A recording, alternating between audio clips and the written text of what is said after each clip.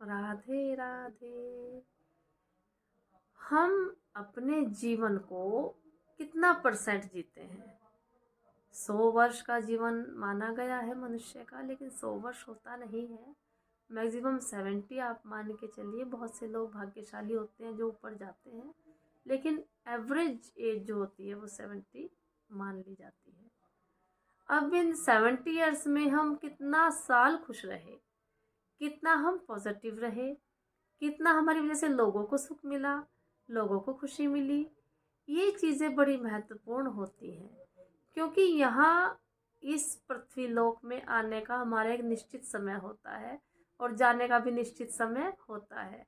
हमारे पास बचता है केवल हमारे आने और जाने के बीच का समय, कि हम उसे कितने सार्थक तरीके से जीते हैं, कितना उसे सदुपयोगी बनाकर जीते हैं और कितना उसे अपने लिए और दूसरे के लिए यूज़फुल बनाकर जीते हैं। लेकिन यदि घर तो आपने बड़ा सुंदर बना लिया और उसमें स्वच्छता है नहीं, उसमें जगह जगह सामान बिखरा पड़ा हुआ है, टूटा फूटा सामान आपने उसमें लगा लिया, तो क्या आपका सुंदर भवन शोभायमान हो सकता है? नहीं हो सकता। उसी प्रकार से हमारा जो यह मानव शरीर है, यदि इसके अंदर सुंदर विचार नहीं है, इसके अंदर अच्छी आदतें नहीं हैं, इसके अंदर बहुत सी बुराइयां भरी हुई हैं, इसके अंदर क्रोध है, इसके अंदर ईर्ष्या है, इसके अंदर द्वेष है, इसके अंदर परहित की भावना नहीं है, तो क्या यह हमारा जीवन, हमारा यह शरीर शोभायमान हो पाएगा? नहीं।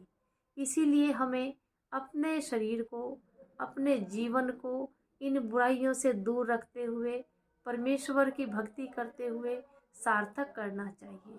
क्योंकि जीवन बहुत अल्प है, पता नहीं कब बुलावा आ जाए।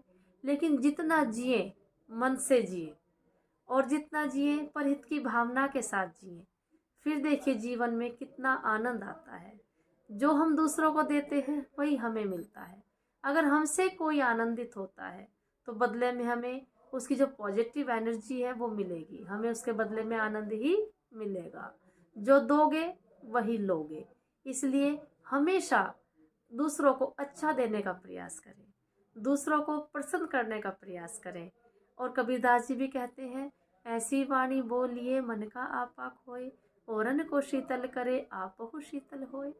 तो सारे दोष वाणी के ही तो हैं। अगर हम बहुत प्रेम से, हम बहुत अच्छे से दूसरे के साथ वार्तालाप करते हैं तो उससे भी आनंद मिलता है और हमें भी आनंद मिलता है और उससे हमारी वाणी का सदुपयोग होता है। भगवान ने हमें इतनी अच्छी वाणी दी है, उसने हमें बोलने में समर्थ बनाया है, हम सारी भाषाएं सीख सकने में समर्थ हैं। लेकिन अगर हम अपनी वाणी से, अपनी भाषा से किसी को आहत करते हैं, किसी को परेशान या दुखी करते हैं, तो उससे हमारी इस चीज़ के होने का क्या फ़ायदा। जैसे कि घर में रखा हथियार आत्म सुरक्षा के लिए होना चाहिए, ना कि दूसरे को कष्ट देने के लिए। उसी प्रकार से वाणी में यदि शक्ति है तो वो स्वयं की सुरक्षा के लिए होनी चाहिए, ना कि दूसरे को कष्ट देने के लिए। यथासंभव यथासमय सबको सम्मान देना चाहिए और सबके साथ प्रेम पूर्ण व्यवहार ही हमें करना चाहिए।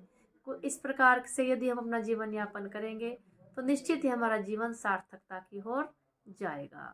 Thank you so much. Radhe Radhe.